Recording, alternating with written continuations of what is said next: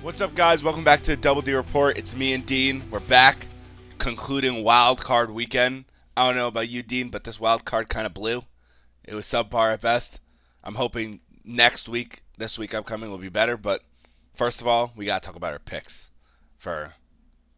Yeah, this one kind of resembled the college football playoff first round. There were a lot of blowouts, which you never want to see when it comes to the playoffs at the very least. But that's what happens, especially when you do have a 14-team playoff in the NFL. I mean, we could probably have an entire podcast on whether or not they should, shrink the amount of teams within the playoff down. But that's for a different time. We can start off our picks right away. The first game was the first Saturday game. It was Chargers. They were favored by 2.5 points over the Houston Texans. Houston not only covered the 2.5, but they blew the Chargers out of the water, 32-12. Both of us took the Chargers 2.5, so we were both wrong. Very wrong, that is. And not only that, Derek, would you like to say what else sucked for that game for you? The thing that sucked for that fucking game, number one, fuck you, Justin Herbert, you piece of shit. You fucked me over. It was my lock of the week. I thought they were gonna win, and they fucking lost. I'm pissed. I'm so pissed. Fuck you, Justin Herbert, Jim Harbaugh, Lad McConkey. Fuck all of them. I hate them all. It's so annoying. The one time I picked the Chargers for my lock, and they fucked me over. Are you kidding me? Yeah, they didn't play a great game. No, it's like they didn't even want to win. It's like they didn't want to play. It was just a tough game all the way around. Their defense kind of failed them in the second half. Lad McConkey did have a good game for all intents and purposes, so you can't really say fuck him. Herbert definitely needs another weapon or two, and that showed because nobody else on the offense performed except Lad. And then this is Harbaugh's first year with the Chargers. They definitely had some growing pains throughout the year, but overall it was a successful season. So hopefully they bounce back, improve for next year. But yeah, good on Houston. Moving on, they actually looked like a playoff team where in the last, like, I would say 5 weeks of the season, they really didn't. So a pretty nice turnaround for them. But yeah, me and Derek both sucked on that. Derek sucks a little extra because he chose them as their lock of the Let's week. just say this is pure depression for me this week. I don't. I'm pretty sure I did the worst I've ever done in my life for picks. It's possible. I mean, look, regardless, we're going to move on to the second game. This was a highly anticipated game just because it was a divisional matchup. Pittsburgh against Baltimore. Baltimore was favored by 9.5 points. I forget what you took there. I took Steelers plus nine and We a took. half. I We thought they both would took keep the it Steelers. closer. I thought they would keep it closer in a divisional game, especially because I thought it would be more of a defensive game than it actually was. Baltimore wound up winning 28-14, covering the 9.5. They won by 14 points. So that's another loss for me. That's two losses to start. That's two losses to start for Derek. We kind of suck. We fucking blow. We actually fucking blow. I think we just expected more of these games to be on the closer side rather than blowouts. God, That the Steeler game shocked me. Honestly, I thought that game was gonna be close. I thought it was gonna be a defensive game, but I guess Lamar said, "Fuck all you." Derek Henry said, "Fuck you guys," and then just they did what they did. yeah, the Steelers quite literally could not stop the Ravens' run game. The Ravens at one point in the first half ran the ball 15 straight times. They went on a 13-play drive. All 13 plays were runs, and it ended up with a touchdown. The Steelers could not stop them at all. They had 302 total yards at half. Yep. Insanity. Actually fucking insane. Yeah, but Pittsburgh goes into the offseason with a lot of questions. Will Tomlin remain a Pittsburgh Steeler? Will Russell Wilson remain a Pittsburgh Steeler? Will Pickens remain a Pittsburgh Steeler? So they have a lot of questions on the offensive side of the ball. Not to mention both of their running backs are going to be free agents in Najee and Warren. So a lot of question marks that we'll get to in the offseason on the Steelers. But good for the Ravens. They're definitely one of the best in the league at the moment. And they have a tough second round matchup. We'll get to that later. But going into the third of the wild card weekend, Denver versus Buffalo. Buffalo was favored by 8.5 here. Denver actually scored on the first drive of the game to make it 7-0. And then they did not score another point for the rest of the game. 31-7, the final, the Bills. I actually did take the Bills minus 8.5, so that's a dub for me. Derek, why the long face? I did not do that. I said, Uh, and I quote, I'm going to be bold. I'm going bold. I'm going very fucking bold. I'm taking the Broncos plus the points. I don't know why I did that. For some reason, I had faith in Bo Nix. That piece of shit fucked me. I feel like that fucking all these Oregon quarterbacks are fucking me. Bo Nix, Justin Herbert, what the fuck is this shit? It, it this just, one, this one I thought was a predictable blowout. I'm I not don't sure think why so. you didn't see it that way. Denver, don't get me wrong, Bo Nix had a really good year. He's going to be runner-up in the Rookie of the Year voting, but Buffalo is just so much better than him in Buffalo, Derek. I don't. That's the thing. The only thing that didn't put into effect for me is that Bo Nix is consistently in the cold in Denver. I didn't think that played a factor at all. And obviously the fans are crazy in Buffalo. The Bills Mafia. They're fucking insane. I can't say they're not. I just thought it would have been a defense. I thought their defense would have actually shown up. Look, you don't have to convince me. I get it, right? Denver had a good year. They were in the same level of the Chargers where they definitely overperformed. And I think they're going to make another step next year, which is going to be great for them. But look, man, I don't know what to tell you. I was so pissed, dude. I saw the first touchdown. I'm like, all right, I have hope. I could pull off a fucking another bold prediction back to back weeks. Instead, I get fucking fisted. 1,000 years of death! Yeah, I think they proved you wrong. Yeah, they pretty much said, Derek, go fuck yourself. Yeah, well, look, it is what it is. We move on. Buffalo's another one of those teams that really does have a great chance to move far in the AFC, so it's going to be very interesting to see how they go. But moving on to the next game, Green Bay, Philadelphia. Philly was favored in this one by 4.5 points. Green Bay was hampered by injuries going into the game, and then by the end of the game, they pretty much had nobody left on the offensive side of the ball. Philly didn't look great either, but they got the job done. 22-10 the final. They covered the spread. Not only did I pick them in the spread, I picked the Eagles for my lock of the week. So, double dub for me. Derek, who did you pick for this one again? I I'm said, drawing a blank here. I said, and I quote, I thought it was going to be a 3-point game, and I Mm, mm. picked the not the Broncos, the Packers plus the points. Yeah, Very stupid of yeah. me. How'd that work out, by the way? Just The thing okay. is, it's when I always go against the Eagles for some reason, and they always fuck me every single fucking time. I don't know why I keep on doing it.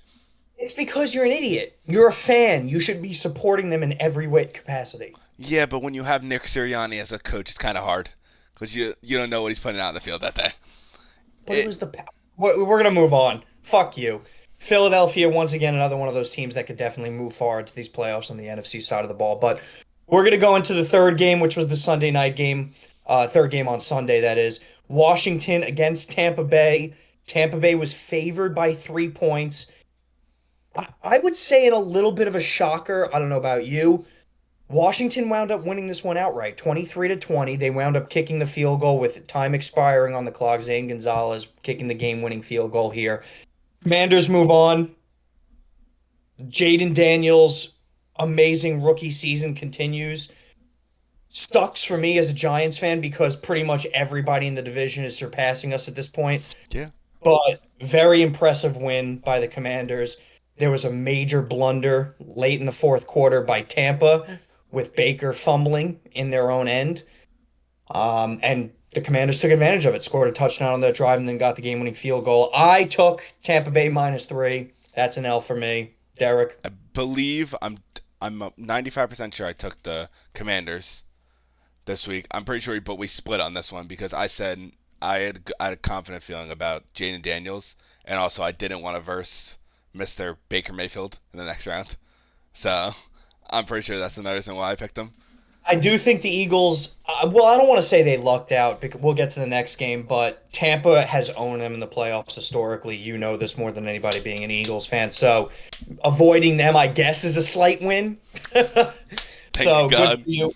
Very good for Jaden Daniels. The kid looks great. Really, just that offense in general looks great. Props to them for really completely turning it around after only having 4 wins last year, if I'm not mistaken, 4 or 5, Hmm. to winning a playoff game in the kid's first ever playoff game. Very impressive. But they'll be moving on. Washington will be playing the Detroit Lions in the second round. But going into the final matchup of Wildcard Weekend, it was the Monday night game. It was pegged to be a really good one. The line was really close, only 1.5. Minnesota was favored by against the Los Angeles Rams. This was at a neutral site because of the LA Fires. They played in Arizona. Wasn't even close. Wasn't even remotely competitive at any point in the game. The Rams won 27-9, but believe it or not, I don't even think that scoreboard depicts it properly. It was a blowout. At no point in the game did Minnesota look like they had it under control at all. It goes down to coaching. At the end of the day, it goes down to coaching. Sean McVay is obviously he's been in these situations. He has a veteran quarterback in Matthew Stafford. Sam Darnold never been there. Yep. So even though I'm saying this, but I picked the fucking Vikings because you're an idiot. Because I'm a fucking moron. And the thing is, I was like debating the entire time. And I only picked the Vikings because they're hot. Yeah. But look, I took the Rams plus the points. They obviously killed that. I just thought that Sam Darnold was a little bit of a fraud, and my suspicions were definitely confirmed. That man was seeing ghosts out there like his Jets days. I think we're going to get to it in another podcast or in an off-season podcast, but if you remember Dexter's question, Derek, from I believe it was last week, whether or not the Vikings would move forward with Sam Darnold, I think this game confirmed it, that they're not going to. We'll get to it another time. Sam Darnold definitely was not the best option for this playoff game. He had a great season. Nobody's denying that. He'll get a little mini contract somewhere else, but Minnesota should definitely move elsewhere. But the Chargers move on. They will be playing the Eagles in the divisional round. That should be a great matchup. The Rams. Thank you. The Rams will be playing the Eagles in the divisional round. That should be a great matchup, all things considering. So, thank God. Wildcard weekend, ladies and gentlemen. Derek, shit spread weekend. Horrible. Dean, God awful. Yeah, you did mediocre. I did mediocre. So shitty. It's ridiculous. Lock lost. Chargers lost. Broncos fucked me. The Packers fucked me. I think I had one win. You suck. Oh my God, I'm so fucking. You know what the funny part is? You ended the regular season on a huge high note, like the last 3 weeks. I know. But you know what? You folded under pressure when it mattered most. And I can't imagine how I'm going to do these next upcoming weeks. It's going to be so bad. I'm going to shit the bed. Yeah, it could be. But, Derek, want to get into the topics? Yeah. The first topic, we're going to go on to mine and Dean's sadness. Yeah. It's not good to see the Cowboys win in the slightest. We need a moment of silence for her. Yeah, unfortunately, Mr. McCarthy will not be returning as the Dallas head coach. For all intents and purposes, that's probably the best thing that happened to Dallas in the last few years. The only good news for us other NFC East fans is that Jerry Jones is still alive and breathing. So, regardless of who they bring in, which, if you want to get into Derek, who is their top contender? Correct me if I'm wrong. I believe they're setting an interview for Deion Sanders. They are, which is a very intriguing option. I swear to God, I'll shoot myself. I'll fucking shoot myself. I've seen a lot of different reports that Deon and the Cowboys have mutual interest. You know, Deon is a longtime Cowboy lover. He did play for them. Him and Jerry Jones get along very well. There's been rumors swirling that if and when he signs with the Cowboys are training up. They would make some trades to go get his son Shador, which would be absolutely bonkers. I wouldn't put it past Jerry Jones because that is a sick thing that he would do. I think, honestly, that would be best case scenario for the Cowboys, and that would make me very depresso. Me too. I would go into a little hole. Because I want to see Dak Prescott remain on this team. Me too. Because he is probably in the top half of the league in quarterbacks, but that being said, he's extremely mediocre and won't be taking them to a Super Bowl anytime soon. So if they do trade up in the draft to get a Shador Sanders, they would have to obviously offload Dak's contract and offload him off of the roster because they would never keep a $40 million quarterback on their bench. So there is rumored trades to be going, trade partners here and there. One could be the Jets, one could be the Raiders. All very interesting points, but yeah, Uh, Dallas Cowboys opened up in the head coaching business. which makes me so upset. Like, why couldn't it just be one more year? One more fucking year. There's another person who's in talks. Well, a lot of Cowboys fans want him. Is Jason Witten. They want Jason Witten as their head coach, which I could actually see. He just won a high school championship. He's beloved by the Cowboys, Yes. and he's been out of the NFL for a long time. But I would not be surprised if Jerry Jones calls him up and says, "Hey, would you like to coach for the Dallas Cowboys this upcoming year?" Yeah, the Cowboys are the one of the teams that are in the head coaching carousel that actually got to it a little bit late because they were in a negotiation window with McCarthy that never worked out, that never transpired. So a lot of the other teams that were looking for head coaches already are on second interviews with head coaches. Not to mention, you can argue New England already took the best head coaching position off the market when they hired Vrabel. Yeah. So Dallas is definitely behind the eight ball. They're going to have to get creative when it comes to the coaching market because they're not going to get some of the high top tier guys, such as Glenn from Detroit. They're probably not going to be able to get him at this point because he's already having second interviews with the Jets, with the Raiders, with a bunch of other teams. So it's going to be tough for them. They're going to have to get creative, to say the least. But I did want to ask your opinion, Derek. What do you think about the Patriots hire? I like it. Obviously, that Vrabel has been involved with New England in his career, so he's been there before. He knows like the atmosphere he's going into, and obviously he's starting off pretty good with a young quarterback and a lot of cap, a lot of fucking cap. Yep. And that's huge for a first-year coach. You're going into a season with you don't have to worry about cap. You have a top 5 pick to where you could just say, "Hey, I could draft Travis fucking Hunter." Yep. And then build with Drake May, Travis Hunter, sign some people in the offseason, and build a high-powered offense like you did when you were with Tennessee and had Henry, Tannehill, all those, A.J. Brown. Yeah. Look, this was arguably the best head coach on the open market at this point in the offseason. There's definitely some other ones that are really good that'll be finding a spot later this offseason, but Vrabel and the Patriots was a perfect match made in heaven. As you mentioned, Derek, he played for the New England Patriots back then.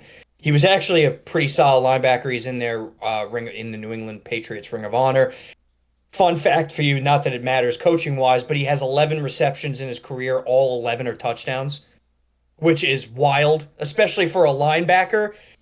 But that being said, I don't think a coach has ever entered a better situation than Vrabel could have, right? You have your franchise quarterback who's going into his second year. You have over $120 million in cap space in the offseason to deal with, which is just absurd.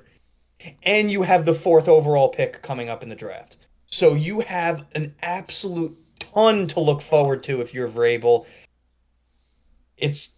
I hate to say it, but this has all the makings of give it another maybe 2 years and the Patriots could be right back up there in the AFC. And the crazy thing to say is like that it's not that they have one good rookie quarterback, one good quarterback. Even Milton, we only saw one game out of him, but he played pretty fucking good. Yeah, could be a trade target for a team. Exactly, like you could use him, you could get more picks, and then you're going to be with more. So good thing for him. I'm glad he's in a good situation because his last season where he got fired by the Titans, he was in a shitty situation. What could he have done? But wish the best for him. Going back to the Cowboys real quick, would you say, in your opinion, if you're Deion Sanders, are you leaving? I think if anybody listened to the Monday night broadcast, Troy Aikman had a great segment saying that, yes, the Cowboys' job is one of the most coveted in all of the NFL, right? It's America's team, have a great history of Super Bowls, but they've sucked not sucked, I shouldn't say that, but they haven't won anything in the last 25 years, right? But his explanation was not only is it a coveted job, it's a job that not a lot of head coaches may want because of all the pressure, because of having to deal with Jerry Jones constantly breathing down your back. However, If I am Deion Sanders, there's only two places I'm leaving the NCAA for, and that's the Raiders and the Cowboys. Agreed. I think those are the two teams. You have history with both of them. Both owners love you to death.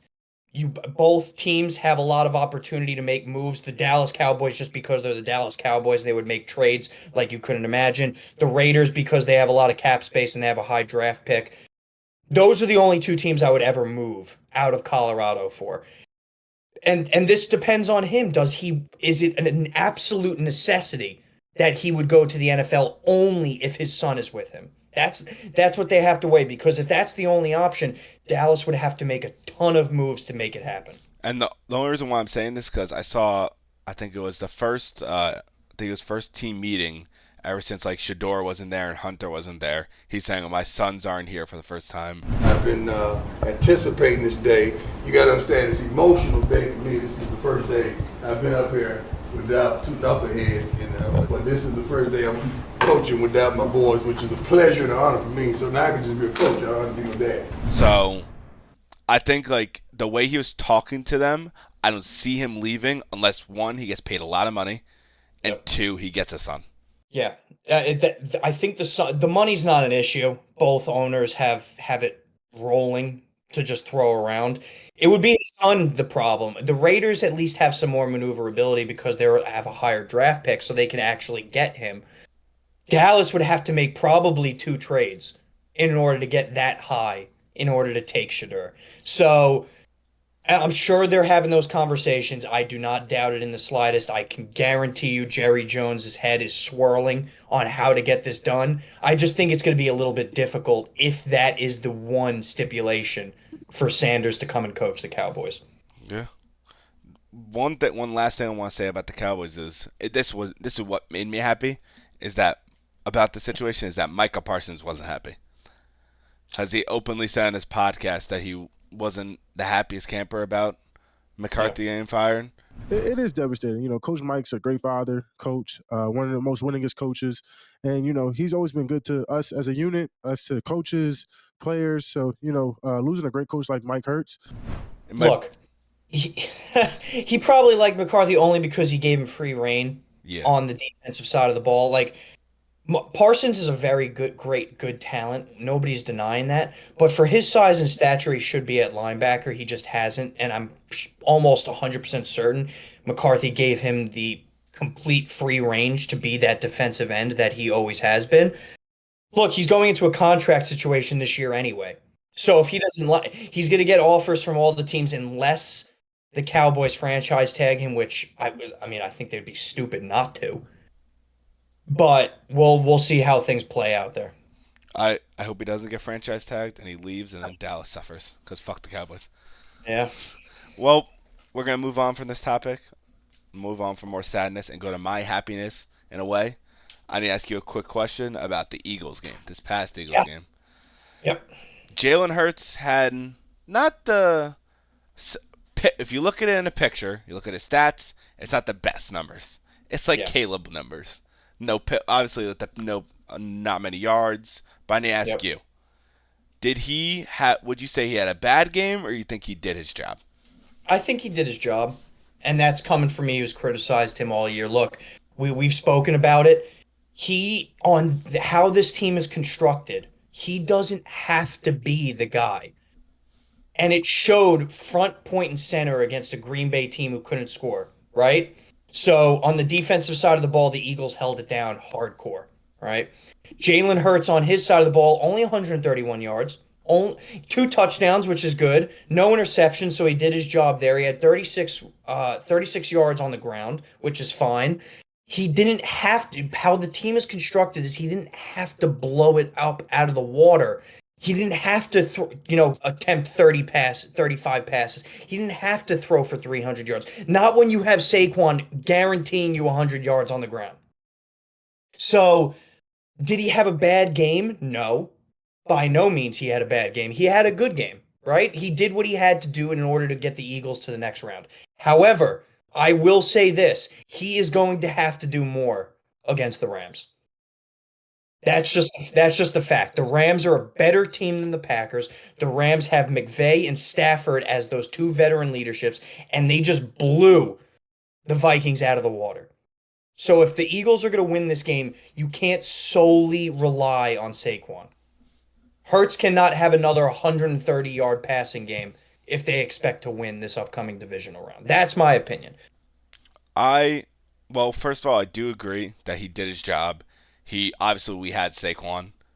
Our defense played absolutely phenomenal. Like, I was not honestly, I thought it was going to be a little bit of a higher scoring game. I did not expect us to force Jordan Love to throw that many picks. Zach Bond is a beast as a linebacker. Quinion Mitchell got his first pick. Overall, like, the defense did their job to where it lifted the pressure off of Jalen, to where he didn't have to worry about I have to force this deep ball down the field to get a big gain so we can kick a field goal or anything like that. No, they controlled the clock. The best thing to say is we started off the game in the first 5 seconds with a fumble. Yeah. So that definitely was a lot of relief. And then the first touchdown was to Jahan Dotson.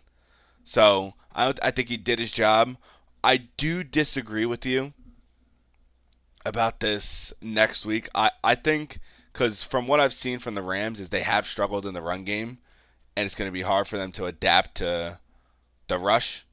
Tell that to them this week. They absolutely shut down the Vikings in every single capacity. Yeah, but the Vikings for the rush game, they haven't done well the entire year with it. Nope. But they had a top 10 offensive line. Not to say that the Vikings are even close to the Eagles in terms of that. The Eagles have maybe a top 2, top 1 offensive line. So I'm not going to compare that. But at the same time, the Rams are a much better opponent than Green Bay. I agree with that. The only reason why I'm saying this is because, obviously, regular season game. But last time, Saquon ran for 255 yards. And he had 300 all-purpose yards. So it's hard for me to say that the pressure is going to be more on Jalen when the last time we played him this year, with their defense damn near the same as what it is now, he ran for 302 yards. No, he ran for 255. So I do think he's going to have to pass the ball. I think in order to win this game, he has to have at least 225, maybe a little more than, maybe a little less. But I think as long as we play good defense, it'll be the same thing as last week.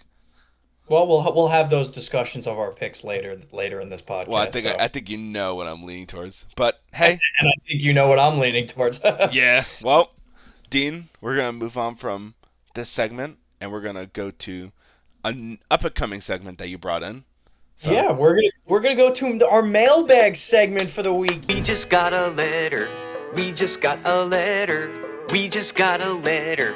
Wonder who it's from. This is where we take questions from the fans, TikTok, YouTube, Instagram, all those good comments that everybody is leaving. We appreciate them. Continue to leave them. We're open to them. We're going to be moving, obviously, from TikTok maybe to a little bit more X or Instagram because TikTok will be banned.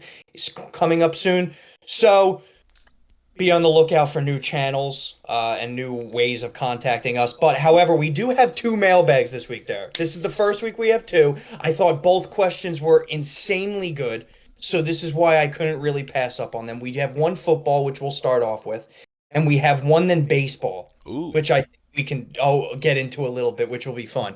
But this first one that we will be going to, we're going to get right into it. This is Zane. Yes, Zane from Pigeon Forge, Tennessee. Question goes as follows. Derek, as always, you will be answering it first. Mm-hmm. Dean, Derek, longtime listeners since the beginning, love the podcast. Appreciate you taking my question. On the football front, I am going to stick within the playoffs. In the divisional round, is this game bigger and more important for their careers for Lamar Jackson or Josh Allen? Ooh, that's a good question. It's a great question. All right. So I choose who I think it's bigger for?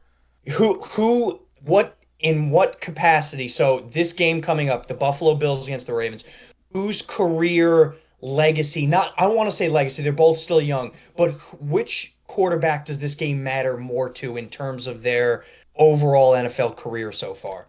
I honestly think I think it's Lamar. I think it affects Lamar big time because what we've seen in the past couple of years, Lamar can take his team to the playoffs consistently. But his problem is he can't win in big games. This is the biggest game of them all to get to most likely Mahomes. Yep. It's gonna be very hard for Lamar, obviously going into Buffalo, but Yeah. I think it's definitely bigger for Lamar because I feel like if he doesn't win this game, a lot of people are gonna shit on his name for not being able to lead his team to Super Bowl after getting Derrick Henry, building the offensive line, getting the defense. So I think it's bigger for Lamar than it is Josh Allen. Okay. So I'm gonna go off the bat and say I do agree with you, but for different reasons, and I'll explain. I think this game is bigger for Lamar Jackson in terms of his career. For one reason, Josh Allen has made it to the conference finals multiple times, right? Nope. And all of the times he's lost against the Chiefs. So I think his quote unquote legacy game would be against the Chiefs again. That's just my opinion, right? On the flip side of things, Lamar, like you mentioned, doesn't have a great playoff record. With the win against Pittsburgh, it is now 3-4, but he's lost in the games that have mattered, right? He lost in the AFC Championship last year to the Kansas City Chiefs. He lost in the AFC Divisional round in 2021 to the Buffalo Bills. So when it comes to these big time moments, Lamar hasn't. And you don't want to pin it all on one guy, right? Because he is a phenomenal talent. He's a 2-time MVP, possibly a 3-time MVP after this year. Should be. But he has to take that next step and beat one of the great teams, quote unquote, great teams in the AFC to continue to move up. Right? And you can make that argument even if he beats the Bills this week. You can make that argument the following week too against the Chiefs.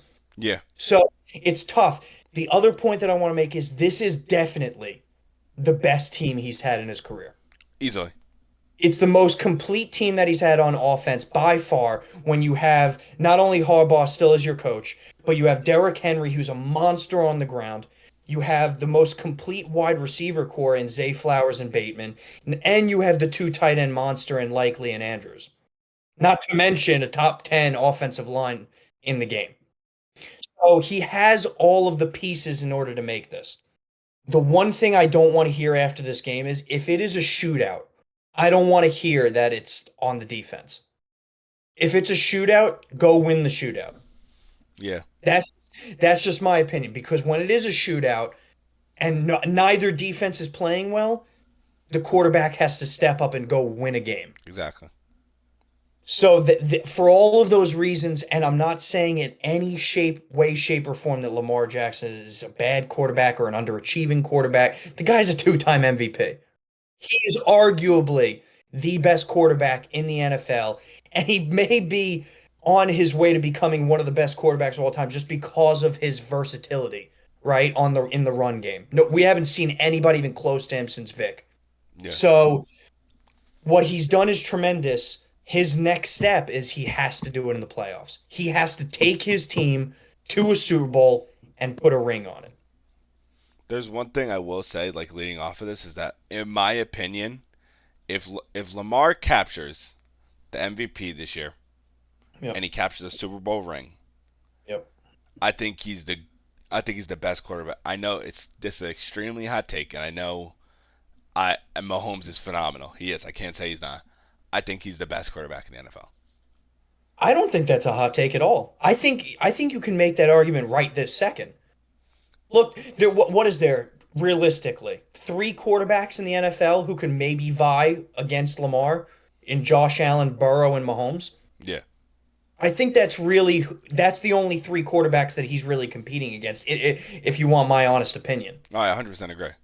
So when you look at it from that perspective, he beats all of them in the ground game. Josh Allen is a close second. That guy is an absolute tank when he's coming down the lane. Very scary. Right? In the passing game, he's improved tenfold throughout his career, which I give him a lot of props for because he got a lot of shit for it in the beginning of his career. Mm-hmm. So he's improved on all of these metrics, making the smart decisions, running out of the pocket, which he does extremely well, throwing on the run, not throwing as many interceptions as he did earlier in his career. You can make that argument now, Derek. I don't think that's a bold take. I do think, though, for him to cement himself as one of the best of all times when it's said and done, he does need to win a ring or two. Oh yeah, especially now with Henry. Come on.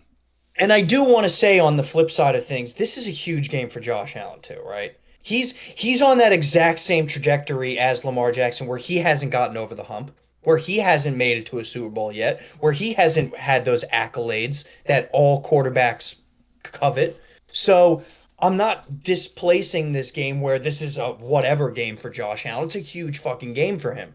Huge. I just think that he's gotten farther and his expectations, to be quite fair, are a little bit lower in terms of what the people see. Exactly. The public perception. Yeah. I think, honestly, this is probably the best mailbag question we've gotten. Because this one is actually, and I know I made the answer quick, but, like, it was very hard for me to, like, think about, like, who's bigger for. Because it's big for both, but I feel like Lamar obviously takes the edge just by a little bit because of the situation he's in. Yeah, I agree. But anyway, Derek, do you have anything else to add on this one? No, that's a really good question. Damn. All right, Zane, we appreciate it. Thank you, Zane. Thank you very much. You stay warm out there in Tennessee. Sorry for your Tennessee Vols in the college playoff. They sucked ass, but we'll move on from that. We're not going to throw digs at you except that one. Anyway, we're going to get to the second mailbag. Like I mentioned, this one is on the baseball side. We have a repeat offender, Derek, which he told us he was going to be repeat offender when he did the first question. The Mets fan in the Bronx, Nicky from the Bronx, he comes back with another question. He told us he was going to stick on the baseball side, and clearly he is. As always, going to read the question. As always, Derek, you're going to give the first answer. All right, I'm going to read this verbatim because it's pretty fucking hilarious, by the way. Derek, Dean, how the hell are you? What's changed with the Yankees' international scouting in Japan? For a team that was once considered a top destination for Japanese talent, is now almost an afterthought to some of the top tier guys overseas. Is it on the front office, or is there just a preference to play elsewhere by Japanese-born players? Plus, does them missing out on a finalist for Sasaki make you trepidatious on your chances for Murakami next year? I'll hang up and listen. Nicky, as always, you're a sick bastard, but we appreciate you calling in these questions. Very good question. A lot to unpack there. Obviously, the news came out earlier this week that Sasaki has made 3 finalists now, the Dodgers, the Padres, and the Blue Jays. He eliminated the Giants, the Mets, and the Yankees from contention on this. We all kind of expected him to go to the Dodgers to begin with, and this just seems like some sort of sick bachelor type thing, which is horseshit. That being said, Derek, what are your thoughts on the Yankees losing out on the last few Japanese talents? First of all, I do think it kind of goes down to the front office in a little bit of a way, which I'll come back to. On another reason why is that I feel like that, for example, the Dodgers, they have Ohtani and they have Yamamoto, and they have the fucking translator. Sit them down at the table with the ring, the trophy, and even Ohtani could be like, here are my MVP trophies. And bam. It's hard for players who are Japanese, who are international, not to go somewhere where the Japanese players are. Obviously, the Yankees have had a lot of international players in the past. For example, Hideki Matsui, and Masahiro Tanaka, who is both beloved Yankees. One of them captured a ring, Hideki Matsui. One of them didn't.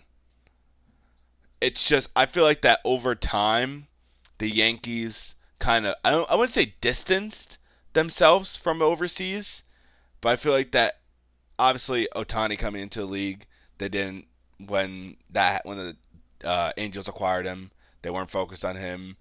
Not until like recently, to like all the Japanese players wanted to come to MLB, they're like going like, all right, take this amount of money. I think overall, and I just hate him too. I blame Cashman. Yeah. Okay, so my hatred for Cashman is well known. Okay. And I think a lot of Yankees fans can share my distaste for him, right? Because over the last years, he's built a team in a very certain way, and it's failed in the same way every single and year. over and over. That being said, I do not think in any way, shape, and form this is a front office issue. If you look at the three massive Japanese players to come onto the market, right? You got Otani, Yamamoto, and now Sasaki. All three, for all intents and purposes, because we're just going to assume Sasaki's going to the Dodgers because he's a piece of shit, right? All three went to the West Coast. Two of them to the Dodgers, one of them to the Angels, but that's still Los Angeles. I think Japanese players have grown a preference to LA for multiple reasons. One, just it's closer to home, right? And I think that does mean a lot to them, especially when you're across the sea and it is a long flight. I get it. Two, really just their advertising ability, right? Everybody on the West Coast, you can really advertise yourself as a player on the West Coast more than you can on the East Coast if you're a Japanese or Chinese or Taiwanese born player. That's just the way it is, at least in the modern day MLB. I will say this about modern day Japanese players. I don't understand why they go to the LA markets for other than those reasons. The Yankees, like you mentioned, have had two very high profile Japanese players throughout their career. They had Hideki Matsui, who was beloved by Yankees fans. He's a Yankees legend, 2009 World Series winner, 2009 World Series MVP, the Godzilla.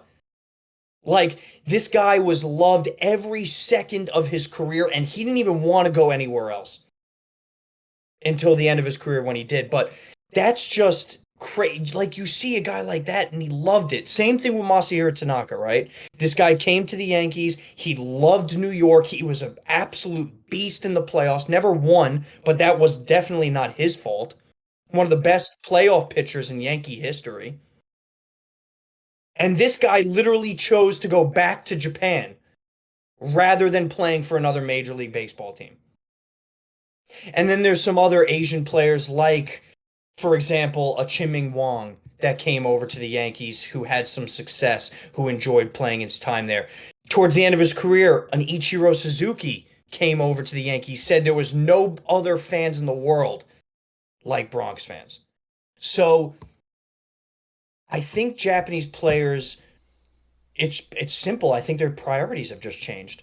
It pisses me I don't think it has anything to do with the Yankees front office. They've been in on all three of the major priority free agents coming over from Japan. They gave bidding for all three. They lost on all three, right? I think it's just the priorities of these Japanese players have changed. And to answer the second question, am I worried about Murakami next year when he gets posted? Yes, extremely.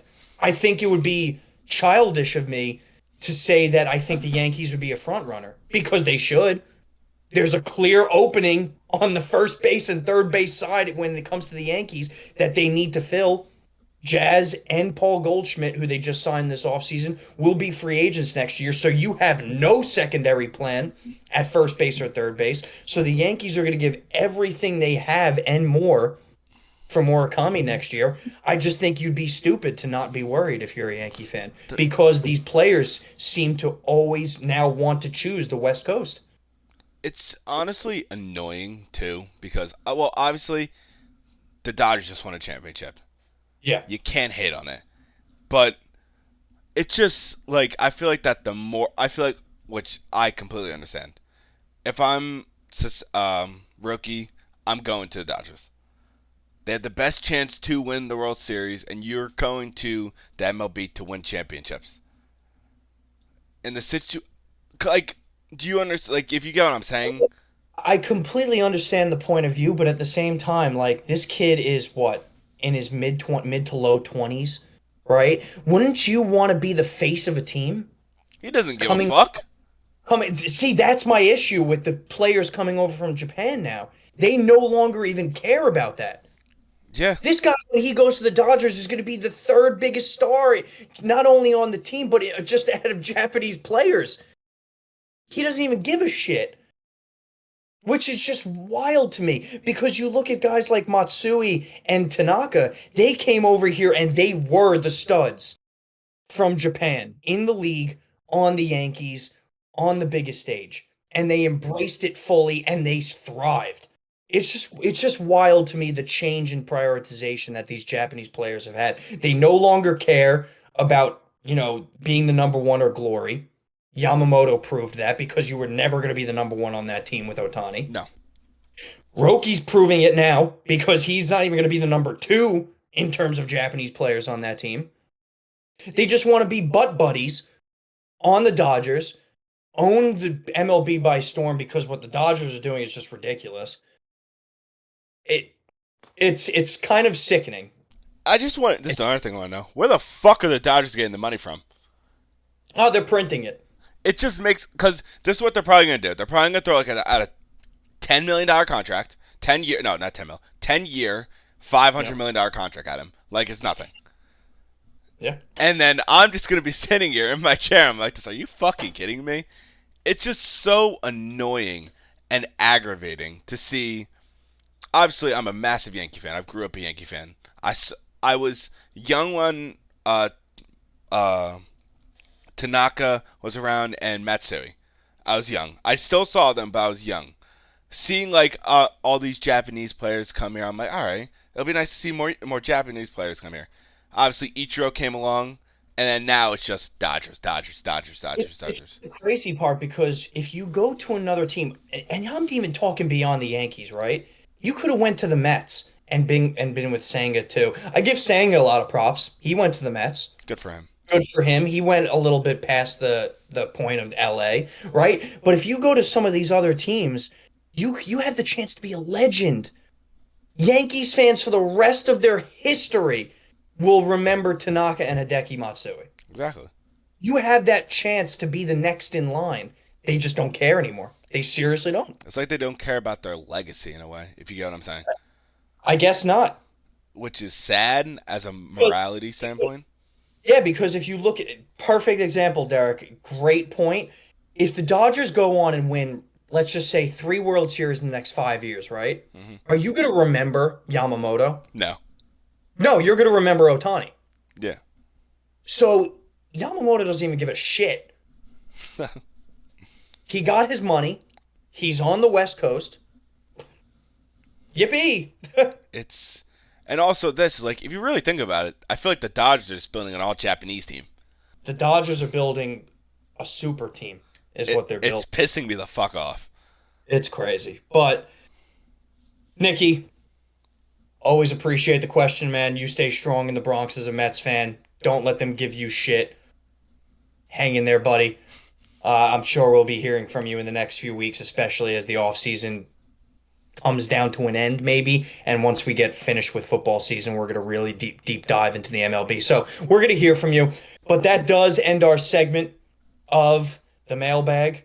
Appreciate both Zane and Nikki this week. Everybody, keep those questions coming. Me and Derek will answer them. Me and Derek will attempt to be as transparent as possible with these questions, attempt to be as responsive as possible on social media platforms. So love the insight from everybody. Keep them coming. But yeah, that'll conclude our mailbag for the week. All right, Dean, great job with the mailbag, but we're going to introduce a new segment. Oh. And honestly, I've been thinking about adding this for a while because I'm not the sharpest tool in the shed. I can admit that. Shocking. Overall. So, this segment that we're going to be doing is going to be called Derek's Thoughts. Derek's Thoughts. Now, hear me out. Is it just a hamster going around a wheel? Pretty much, yeah. So, the whole point of the segment is I'm going to be coming up with like sports questions, and I'm going to ask you if they should implement either A, this rule, or B, it would be smart for them to do this. Okay. So, over these past couple of days, in my little hamster brain, I have been thinking about this for the NFL. Obviously, in the NFL, there's been systematically a problem with tanking. Would the NFL fit in the concept of an NBA lottery? Not only in NBA, you forget the NBA does NBA, NHL, all MLB. of them. 100% yes. Love the idea. Love everything about it. Give the top, let's just say, 8 teams the chance to be in the lottery. Go give them all percentages like all the other leagues do. It'll definitely offer some competitive balance when it comes to that. Teams won't be so easy to tank. Like you said, yes, 100% love the idea. Because I was thinking about it like this: all these teams are tanking. Like, say for example, say if the Giants ended like 3-14, and the Jets ended 3-14. No matter what their record is, I feel like it should go down to a lottery system in a way, because I feel like one, it's the best way, and obviously if it's the top 10 teams, you're not in the top 10, you can still get the number one pick. It's just all based on the luck, which I think it'll be cool.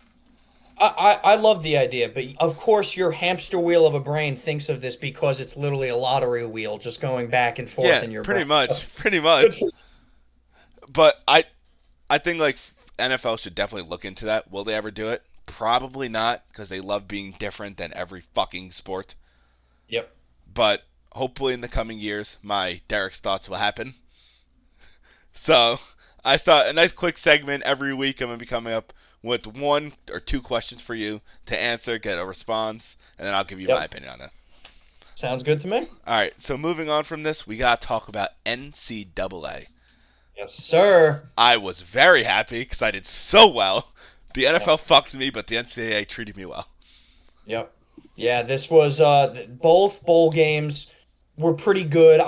Obviously, the bigger one was Notre Dame Penn State. That game was phenomenal in the second half. That is everything that the playoff should be. Notre Dame did pull it out 27-24 on a last-second field goal. It was a great game to watch from all perspectives. Penn State's quarterback, Aller, shit the bed hard. That kid looked absolutely fucking horrible in every way, shape, and form. I am happy for Notre Dame, but at the same time, I'm sad because I took Penn State to win it all. We're going to move past that, obviously. Yeah, whatever. But that was probably the best game of them. Notre Dame moves on to the championship. And then the other game in the semifinals was Ohio State, Texas. Texas did keep it close for a while within this game. But then Ohio State got the late touchdown to pull it to 2 scores. They wound up winning 28-14. Ewers really didn't do much to make his team win. Ohio State, you've talked about this a lot, Derek. The coaching really showed where, Day is just phenomenal at what he does, and he's continued to show that. So, that being said, we have an Ohio State Notre Dame final, 7 versus 8. The line right now is -8. Derek, thoughts, questions, concerns? Well, first of all, one thing I'll real quick go by saying, I did pick Notre Dame to go to the championship, which I'm very proud of. That I thought that they would make it all the way. Obviously, my other team didn't make it. But I feel like this is going to be a very good matchup because they've both been playing very good. One very good defense that's been playing very well. And then, 2 very good defenses. Yeah. And then coaching both sides. For example, even the Notre Dame coach, he's getting offers to coach the NFL. After having one really good season with Notre Dame, good for him. I'm happy for him. I think the line should be a little lower. Because correct me if I'm wrong, Ohio State's favored. Correct? Ohio State is favored by 8, yep. I think the line should be maybe like 4 or 3 or 3.5. I agree only because it's the championship. Yeah. But at the same time, when you look at how the bracket has gone so far, this line does make sense. I mean, Ohio State blew Tennessee out by 25 points. Blew the number 1 seed Oregon out by 20 points. Didn't blow out Texas, but beat Texas pretty handily by 14 points. So none of these games have been close. Ohio State has won in convincing fashion.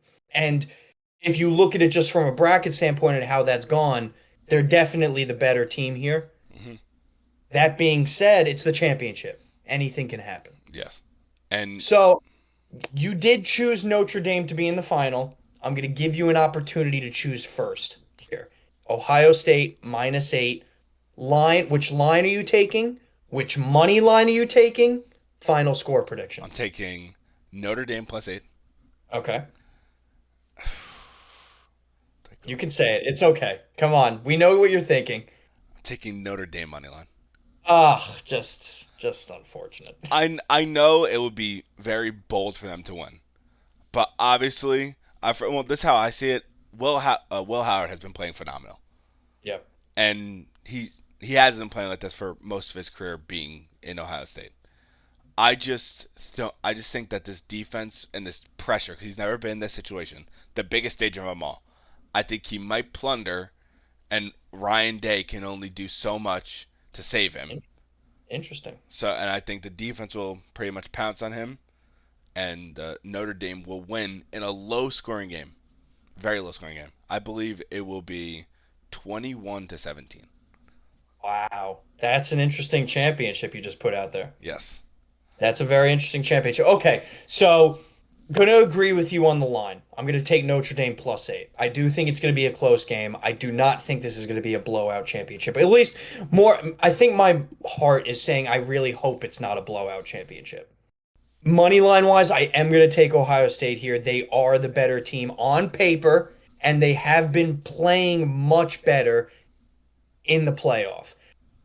I do like Howard. I actually do like Riley Leonard as well on Notre Dame. I think he's been playing some good ball.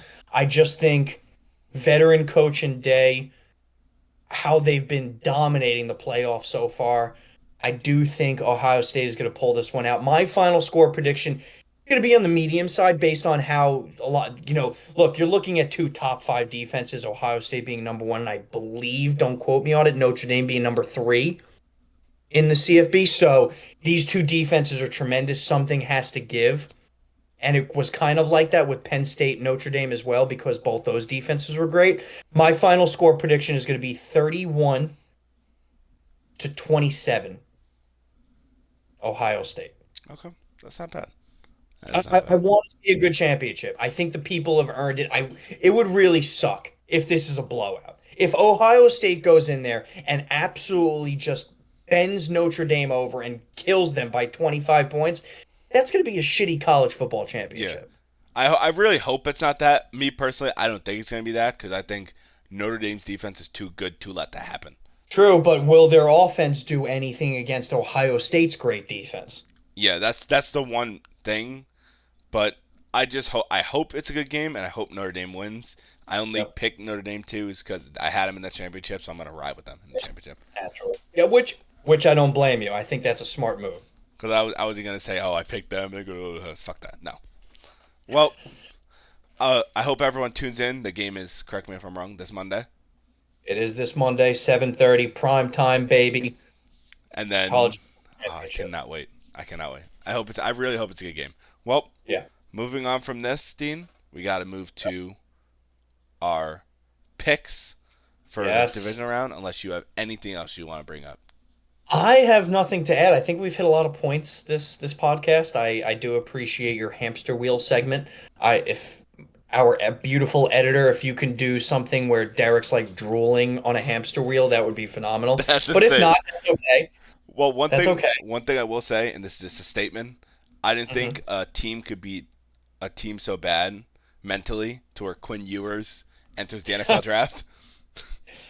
Yeah, look, he was one of, if not the top quarterback coming into the 2024 season, where people thought he was going to be the number 1 guy coming into this draft.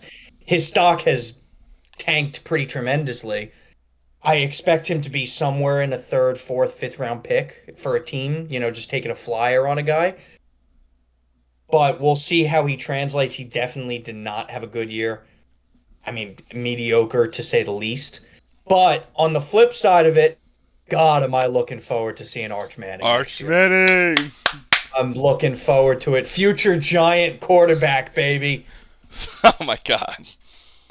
You draft a quarterback this year, don't get Arch depression. God, we'll get to draft strategy another podcast. Don't get me heated, please. All right, let's move on to the divisional round. Little happiness. Yep, divisional round. We got some great games, to say the least. I think these games are going to be a lot more competitive. At least I hope they are, than the wild card round. At least 2 out of 4 of these games should be competitive. But that being said, we're going to get started on it. We do have two teams coming into this divisional round because they had the bye, the Kansas City Chiefs and the Detroit Lions. Both of those two teams will be playing on the Saturday. For anybody who doesn't know, we're only going to be having Saturday, Sunday games this week. So no Monday night, no Thursday night, obviously, in the playoffs. So should be very fun to witness. Derek, going to give you the first game, 4:30 on Saturday. Houston Texans at the Kansas City Chiefs. The Chiefs are opening up as favorites. No, shocker. 8.5-point favorites. Who are we thinking on this one? Well, I hate to say this, but I'm taking the KC -8. Okay. I would even go with an alternate spread of -14. Wow. I just don't. It's the playoffs.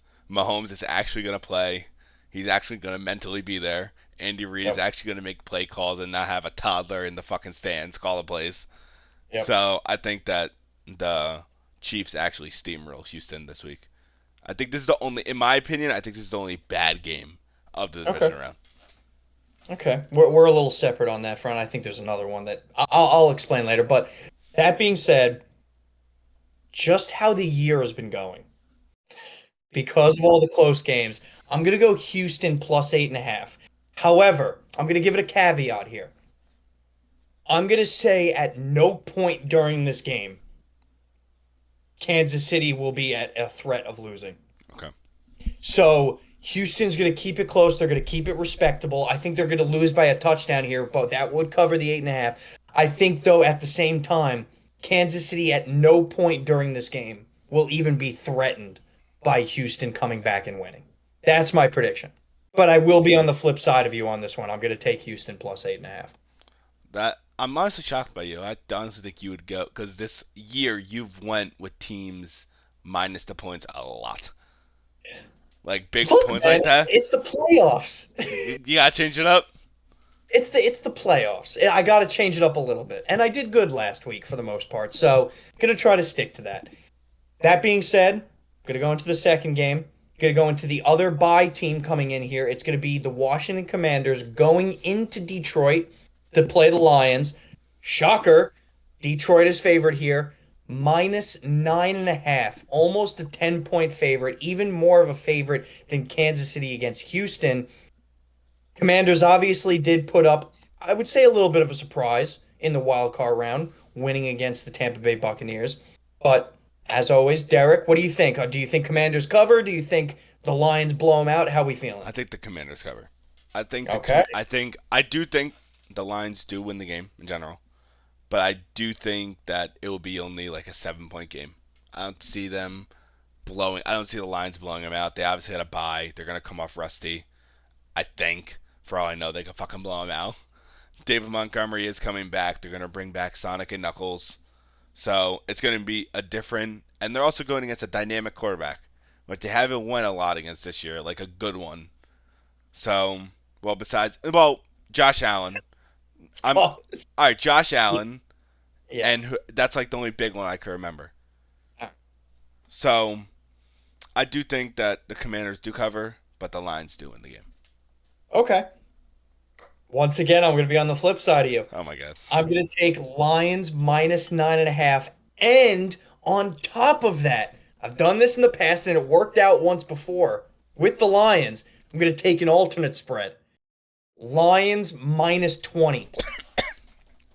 I think this one is going to be a blowout.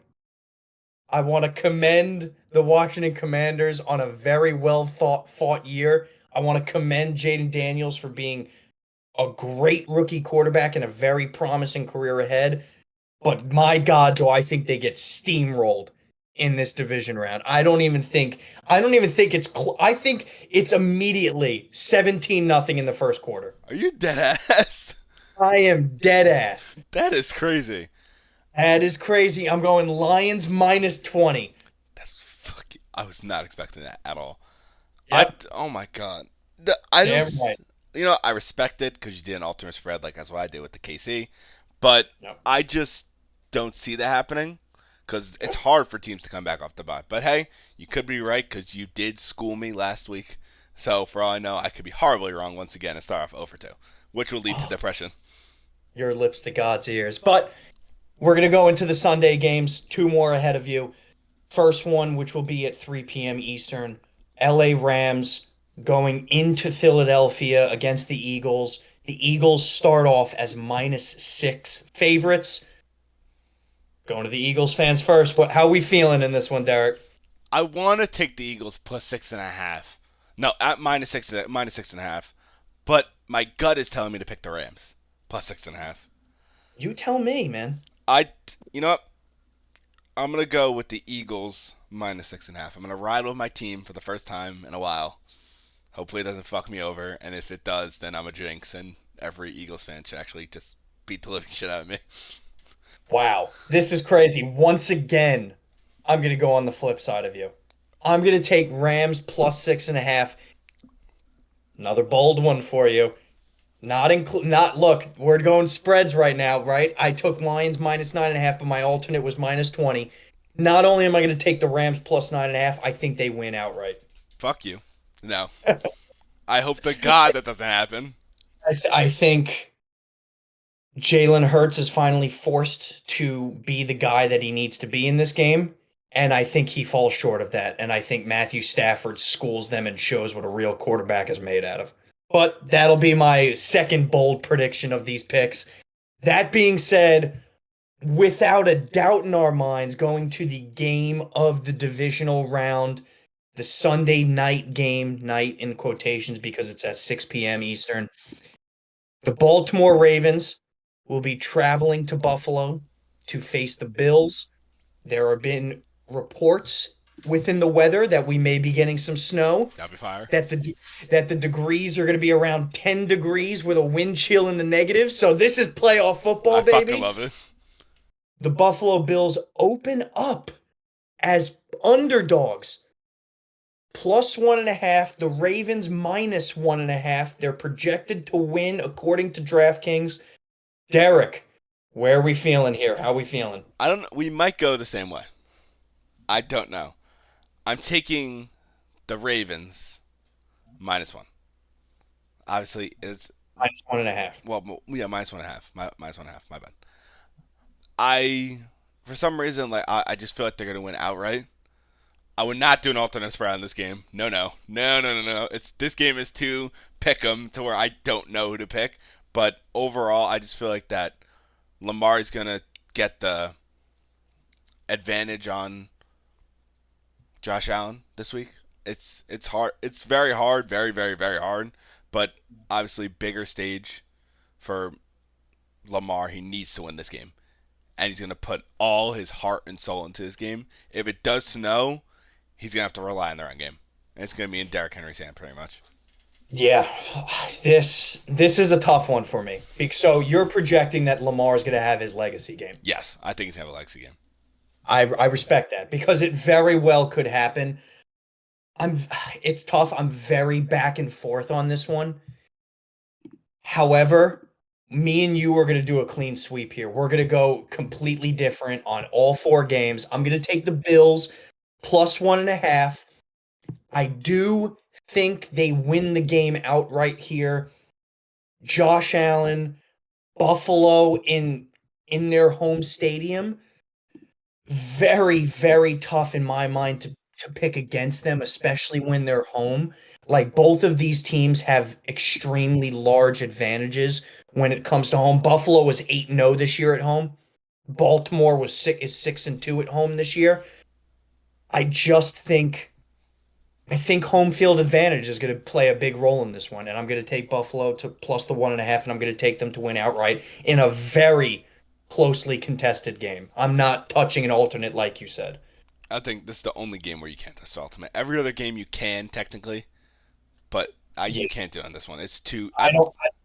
It's too good. Yeah, I agree. I don't think this is a blowout in the slightest. I think this is going to go down to a possession or two in the fourth quarter. I'm not going to shit on Lamar because I think he's going to have a great game too. I just think Buffalo and Josh Allen are going to pull it out, and they want that rematch against the Kansas City Chiefs. It's not a bold take. I just think whoever wins this game is going to the Super Bowl. I don't think it's a bold take. I think both of these teams have the opportunity and the capability of beating the Kansas City Chiefs, no doubt in my mind. So it's going to be curious to see who comes out of it. So, well, yeah. Best of luck to this game. Me and you took all 4 different games, which is crazy. I think that's maybe the first time we've ever done that. Yes. We went polar opposites on every fucking one. The good news for viewers is, because of the polar opposite of it, we're probably going to be taking different locks too. Yeah. So, Derek, do you want to start it off? Yeah. No, fuck it. I'm going to go with it. My lock of the week, I hate to say this. I really, really hate to fucking say this. Yep. The Kansas City Chiefs. Yeah. I don't want to speak anymore about this, so please move on and speak about your lock. Okay. So my obvious lock of the week, -20. Oh, I mean, what are we doing here? Is the Lions. However, I'm not going to take the Lions. Too easy. Oh, Too shit. fucking easy. I hope you lose. It's possible. I'm going to go the bold one. I'm going to go the one that I said I think they win outright. I'm going to go the Los Angeles Rams. As my lock of the week. I took the Eagles last week. I'm taking a team to beat the Eagles this time around. I'm going to take the Rams as my lock of the week. I need AJ's Brown book to pop out this week, and I need it to read like a motherfucker. Oh, my God. Well, Dean, polar opposites. Nothing more I could say. First time, obviously, in this podcast that we've done that. So, good luck to you. I wish you the best, even though I want you to lose every game. I do not wish you the best in the slightest. The one thing I hope you hope changes for you is obviously the lock. I hope the Eagles win. But, hey, what can I do? Yep. Well, this concludes our little predictions and our little spreads for the divisional round. And now moving on from this, we're going to go to Dean's favorite segment.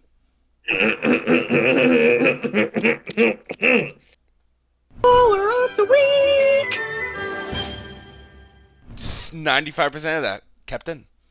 It was actually Nice. Only like a little bit cut out because I don't think your pitch was too high. It was good. Yeah. Maintained. Look, it was a little bit of a weak one this week. I don't look. I'll be better. Yeah. I'll be better. However, yes, lock of the weeks for both of us. Derek, would you like to start us off, or would you like me to start it off? Your call. You start off because I have to pull up a quick stat. Okay. Yeah, no worries here. So I'm going to stay in the sports realm for this week. Was thinking a couple of different options. I thought, do I go the wild card round for my ball of the week? Do I go to just another sport in general? I chose the latter. I'm going to go into the hockey world here. My baller of the week is the best player in the NHL right now, and arguably by the end of his career, maybe one of the best players to ever put on the skates, Connor McDavid. He did just turn 28 years old this week. Crazy to think he's only 28 because he has been in the league for now 10 seasons, which is just wild. Damn. This guy has played 685 career games, not counting the playoffs, 352 goals, 689 assists. He has more assists than games played. He already in his illustrious career has over 1,000 points. This guy is dynamite. It is just a tragedy what the Edmonton Oilers have done to him, where he has not won a Stanley Cup yet. Granted, they did make it last year. They took it to Game 7 against the Florida Panthers, but ultimately they did lose. I do predict by the end of his career, Connor McDavid will be hoisting the Stanley Cup just because he's that great, whether it's on Edmonton or whether it's on another team. I did want to recognize his greatness. 28 years old, he just turned. This guy is full-blown superstar. By the end of it, he's going to be considered one of the greatest to ever play. My ball of the week, Connor McDavid. Great ball of the week. I do like Mr. McDavid. He has, obviously, he does have a great team, obviously, surrounded around him, besides the goaltender. That's the one thing they always plunder with is their goalie. Always. Yep. So I feel like as soon as they capture a goalie and then obviously build like a couple more like stars players to surround around him, he will have the chance, or he could just go elsewhere and then win that championship. Yeah. Look, this guy's the captain of his team and brought his team from 3-0 in the Stanley Cup last year to 3-3. So you got to give a lot of props to him. Love the guy to death. Watching him play is a privilege for us and our generation to see a guy of his caliber. So hopefully we get to see a lot more healthy years of him and the rest of his career. Great baller of the week. Moving on from that, I'm gonna go to mine. Yes, Mine is sir. different. I haven't done this yet. I'm gonna go to college basketball, Wow. and Okay. I'm going to the University of Duke. I'm going to one specific player, Yep. Cooper Flag. He just Yeah. he just he just broke the ACC freshman record for points in a game with 42 points against Notre Dame. And the record he broke was JJ Redick, who is now the coach of the Lakers. I think Cooper Flag actually has to be recognized because he's a very good young player, very good freshman. Obviously, there's a lot of hype around him, and it's been around him since high school, since he was in 8th grade, since he was even in 7th grade. Actually, I was watching a podcast the other day to where a guy said when he was in 7th grade, when he was 13, around that age, he was playing with the college main team, and he was competing with them, which is insane. You're going Yep. against D1 players, and you're competing with them. Yeah. So, overall, a great talent. He was going to do great in the NBA. I hope it transfers, and I hope he does the best. I hope Duke wins the championship this year. So, best of luck to him, and hope he breaks more records for the University of Duke. Good baller of the week. I think you're gonna piss people off by saying you hope Duke wins the championship, but to each their own. I think a lot of people hate Duke, if I'm being honest. But Oh, yeah, 100%. good baller of the week nonetheless. That guy is a stud in the making. Completely agree. He has like so many different comparisons within the NBA. They're saying he's the American Wemby, which is crazy to think about. He's lengthy as fuck. Yeah. So, like you said, hoping to an illustrious career. I think he's going to be one and done. You know a little bit more about me. Is he just going to enter the draft immediately? 100%. Because I think that now, like, even, like, he only is averaging, like, 13 points per game. It's not that much, Yeah. but just because of his name in general, they know he's going to be able to coach well. And he's been surrounding, like, has hooped with Stephen Curry. He did the Curry Under Armour camp, and he played with Curry, and he played very well. To where like he's surrounded around NBA talent a lot, so I do see him entering in the draft this upcoming year. So Okay. best of luck Forward to to it. him, and I'm so excited to see him in the NBA overall. But that concludes our Baller of the Week segment. Dean, good Baller of the Week for you. Actually, top 5 for you. Top 5. You've had some good ones, but this has to be top 5. Thank you. Overall, rest in peace to TikTok. It's coming to an end. I'm very Yeah, sad. bearing some sort of miraculous entrepreneur who buys it from China, which it doesn't look like it's going to happen. TikTok will rest in peace this upcoming Sunday. I fuck them. I hate TikTok. Screw them. I cannot say the same. Yeah. Yeah, but I'm scrolling through TikTok damn near every day. yeah, well, hey, regardless, people are going to maybe actually have to have, human interactions with others maybe and Yeah. stay on their phones less, which I think would be beneficial for you because you're just an idiot. Yeah, the hamster is kind of like dying. Yeah. Well, one thing I will say, good for Instagram Reels and like all these other shorts are just gonna skyrocket, especially for us. What we're gonna be doing, we're gonna be doing shorts, Reels.